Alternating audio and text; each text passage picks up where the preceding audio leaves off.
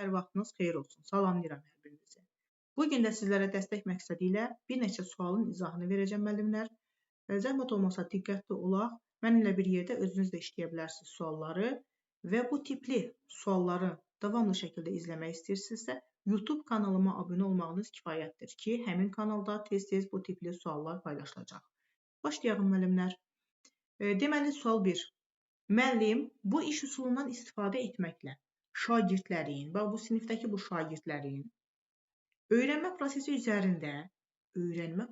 üzərində düşünərək reflektiv və metakognitiv bacarıqlarını inkişaf etdirməyə imkan yaradır. Sizin açar məqamlarınız reflektiv və metakognitiv bacarığın inkişafından gedir söhbət. Söhbət burada refleksiyadan gedir və refleksiya zamanı da insanda metakognitiv bacarıq inkişaf eləyir. İş üsulunu deyir, müəyyənləşdirin.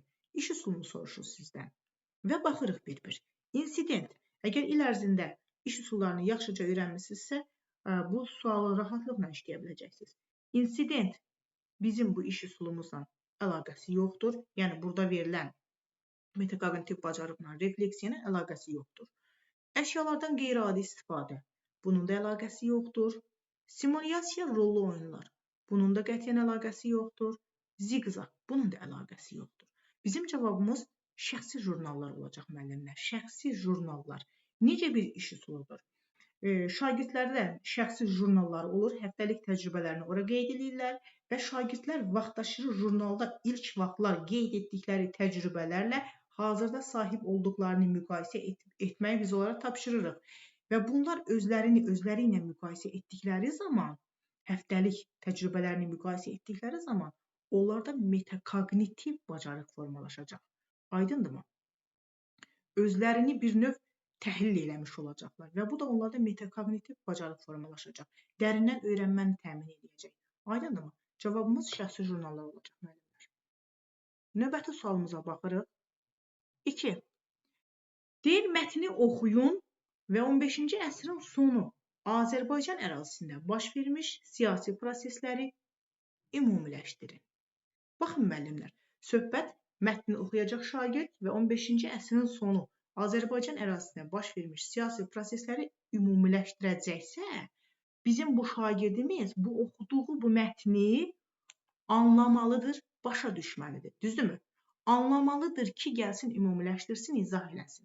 Və burada deyir ki, idrak taksonomiyasının mərhələsini və biliyin növünü müəyyənləşdirin. Yəni, dərk etmənin mərhələsini və biliyin növünü müəyyənləşdirdik, düzdürmü? Və bir-bir baxırıq biz burada. A bəndinə baxın. Anlamaq mərhələsi var. Bəli, anlamaqla uyğun gəlir. Amma metakognitiv bilikdirmi? Xeyr. Ona görə biz A bəndini götürməyəcəyik. 2-yə baxırıq. Tətbiq deyil, təhlil deyil, dəyərləndirmə deyil. Aha, D bəndində də anlamaq mərhələsi var. Bəli, anlamaq mərhələsi olacaq.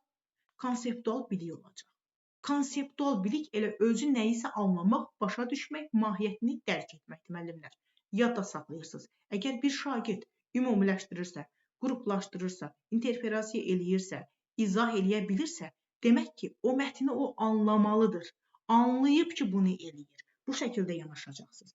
Aydın oldu mu? Sonra baxırıq 3-cü sualımıza. 3-cü sualımız necə olacaq? Qiymətləndirmə hansı halda şagird nailiyyətinə müsbət təsir etmir? Şərti diqqətlə oxuyacaqsınız. Hansı halda bu qiymətləndirmə bizim bu şagirdimizin nailiyyətinə müsbət təsir etmir? Diqqətlə baxırıq cavablarımıza. A bəndi. Şagirdlərə etdiyi tapşırıqlarla bağlı düzgün rəy bildirdikdə. Bəli, rəy formativ qiymətləndirmənin belə deyək də özəliyini təşkil edir. Yəni, orada rəy vermək var. Və rəy şagirdə etdiyi tapşırıq bağlı düzgün şəkildə verildikdə şagird nailiyyətinə müsbət təsir eləyəcək. Müsbət təsir eləyən soruşmur bizdən, müsbət təsir etmir, onu soruşur. Ona görə biz A-nı götürməyəcəyik. Sonra, şagird ehtiyaclarını qarşılamaq üçün təlim tənzimləndikdə, tamamilə bu doğru fikirdir, ona görə götürmürük. Öyrənmə prosesini şagirdlərin öyrənmə tərzlərinə nəzərə alaraq qurduqda, bu da tamamilə doğru fikirdir. Sonra baxacağıq D bəndinə. Şagirdə fəaliyyəti barədə düzgün istiqamət verdikdə, tamamilə doğru fikirdir. E bəndinə baxın. Şagirdin müsbət şəxsi keyfiyyəti vurğulandıqda. Bizim yanlış cavabımız budur.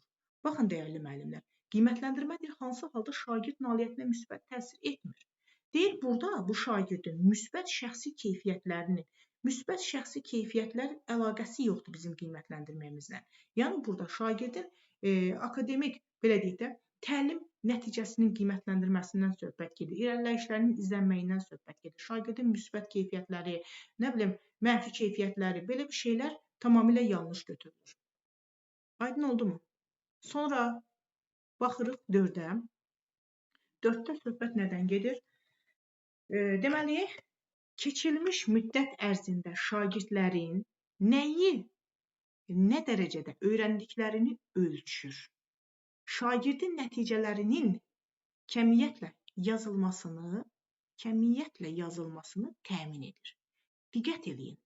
Ölçür, ölçəndir, kəmiyyət söhbəti var burada və keçirilmiş müddət ərzində keçmişə yönəlik bir qiymətləndirmədir.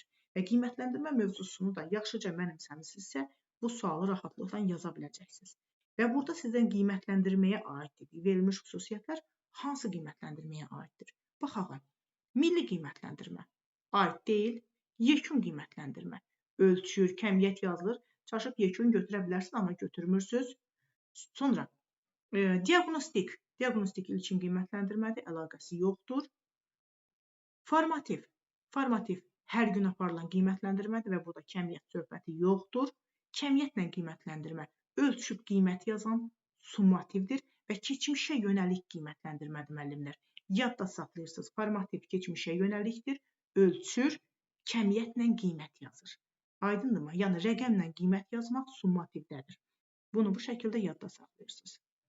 Getdik, 5-ci sualımıza baxırıq. Deyil, bu misraların mahiyyətini dərk edən, açar məqamınız budur müəllimlər, mahiyyətini dərk edən bu şagirddə biliyin hansı növü formalaşacaqdır sual verir. Və burada qəzəl verildir. Nə qədər ki, fələyin sabit səyyarəsi var, ol qədər sinədə qəmzən oxunan yarəsi var. Mirzə Şəfi Vazeh. Deyir, bu qəzəlin mahiyyətini dərk edən şagirddə biliyin hansı növü formalaşacaq? Bir şeyin mahiyyətini dərk etmək, müəllimlər, mahiyyətini dərk etmək, anlamaq, başa düşmək konseptual bilikdir. Bir mənalı şəkildə. Və salam. 5 dənə sual idi, müəllimlər. Ümid edirəm bu suallar sizin üçün yararlı oldu. Bu tipli sualların davamı üçün YouTube kanalıma abunə olmağınız kifayətdir, müəllimlər. Və bir də məlumat verim sizə. İyun ayının 1-dən imtahan verəcək müəllimlərimiz üçün istər MİQ olsun, istər sertifikasiya olsun, sürət kurikulum üzrə sürət marafonu açırıq və həmin marafona qoşulmaq istəyənlər burada qeyd elədiyim nömrənin WhatsApp və mobilnisi ilə əlaqə saxlayıb həmin qrupa qoşula bilərsiniz. Və bu birbaşa sizin imtahan nəticənizə təsir edəcək, çünki orada intensiv olaraq hər gün axşam saat 21:00-da dərslər keçiriləcək. Canlı dərslər olacaq, izah veriləcək, bütün açar məqamlara, bütün incə detallara toxunulacaq. Və qoşulmaq istəyənlər əlaqə saxlaya bilərlər. Belə, diqqətiniz üçün təşəkkür edirəm müəllimlər. Sağ olun, sağlıqla qalın.